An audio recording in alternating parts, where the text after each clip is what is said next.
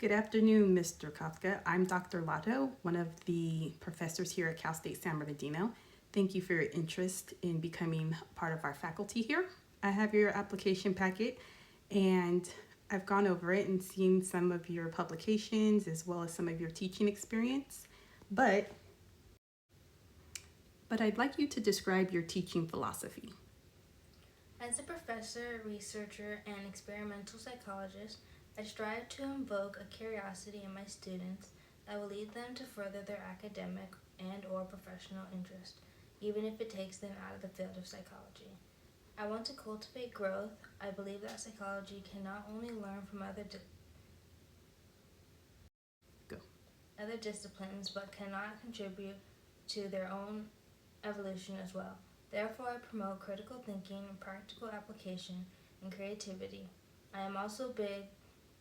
I'm also a big proponent of self-directed learning, especially in the laboratory setting. I aspire to facilitate a learning environment that is not only welcoming but evokes enthusiasm, while providing applications and creates assignments while providing support, feedback, and flexibility. I strive to incorporate the opportunities for real-world applications and create assignments that give students the opportunity to pick topics of studies that are interesting to them.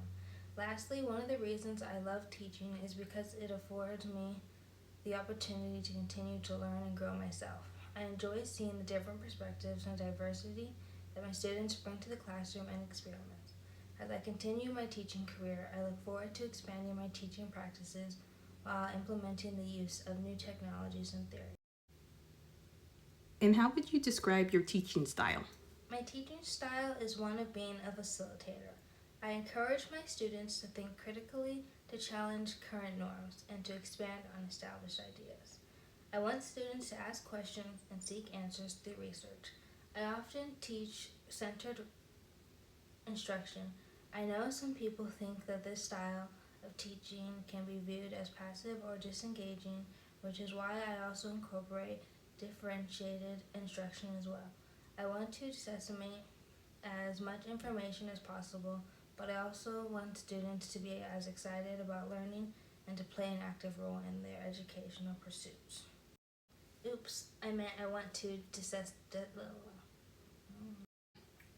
to disseminate as much information as possible, but I also want students to be excited about learning and to play an active role in their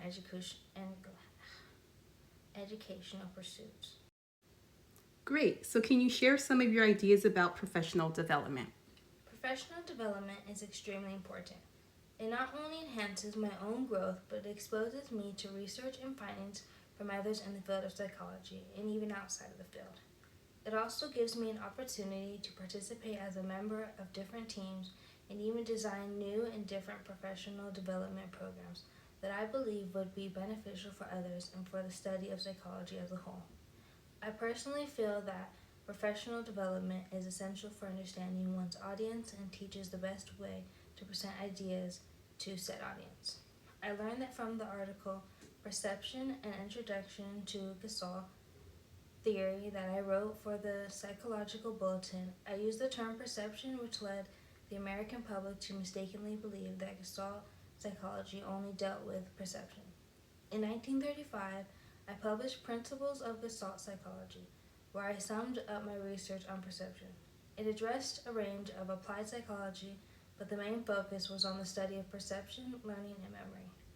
I had hoped the book would be a definitive treatment of Gestalt psychology, but it was perhaps a bit too difficult. Through professional development, I have learned to understand the importance of language and how to use it effectively.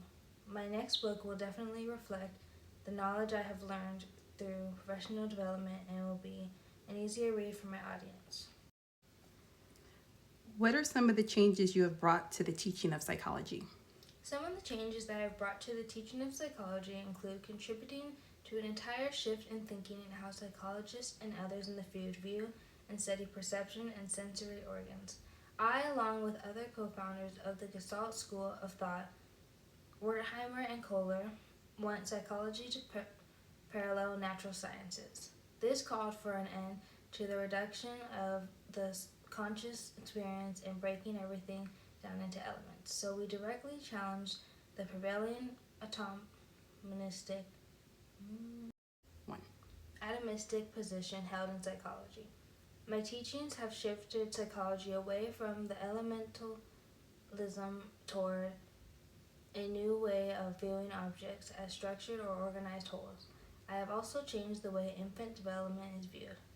In my book, The Growth of the Mind, I applied the Gestalt viewpoint to child psychology. I argue that infants essentially perceive organized wholes, and only later they can perceive individual sensations that make up a whole. The book was well received in Germany, my home, and here in the U.S. Where would this position fit into your career development? Becoming a faculty member here at Cal State San Bernardino would fit perfectly with my career goals. I have previously worked at smaller colleges, and though Cal State San Bernardino isn't necessarily a big school, but it is part of a much larger college system. I feel that becoming a faculty member here at Cal State San Bernardino would give my work in Gestalt psychology more exposure, reaching a larger audience, and influencing future research in psychology. There are many first-generation students here at Cal State, and I would love to be a part of their learning experience and serve as a mentor to those wanting to pursue psychology. I know the psychology department already has the Forcino lab that focuses on common childhood problems. My vision is to expand the lab or add a new lab that focuses on perception, specifically underlying neurological connections involved in perception. And how would your background and experience strengthen this academic department? I have spent a great deal of time establishing and promoting Gestalt psychology. I have given 30 talks at various universities and conferences throughout the U.S. in the last 3 years to spread Gestalt theories in the hopes that its principle will be applied to work within the field. So I feel that my dedication and loyalty to the advancement of psychology through research and experiments would be beneficial in attracting new students to this department and influence current students to further their studies and participate in research opportunities that would benefit the school.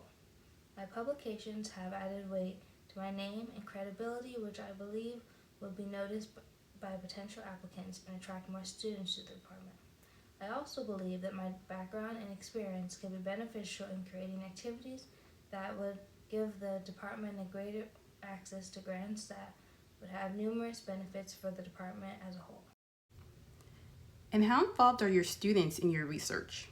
My students are very involved. I encourage and expect them to actively participate in research studies, either conducting experiments or being subjects for other conducting experiments. This participation is not limited to my own research or even psychology, but can extend to other disciplines such as sciences and child development. I require my students to ask questions and seek out the answers through their own research and experiments, even if they are not the answers they wanted or expected. And lastly, what can you bring to the department that is uniquely yours? I have a lot of experiences in experimental psychology, and I have what others would call an knack for systematically applying Gestalt principles to various questions in psychology. I am colorblind, so my experience regarding perception is personal in a way. I have also lived and taught in Germany during a time when Gestalt views were considered hearsay, and our books and publications were halted, but that did not hinder my progression or the Gestalt School of Thought's progression. Lastly, my work at the Psychological Institute of the University of Berlin, which had one of the largest laboratories and was equipped for investigating numerous psychological issues, specifically from a Gestalt point of view, gives me the knowledge and understanding of the ins and outs for expanding the psychological lab here at Cal State San Bernardino. Well, that concludes the interview. Thank you, Mr. Koffka, for your time and your interest in Cal State San Bernardino. Somebody will be contacting you in the near future. Thank you.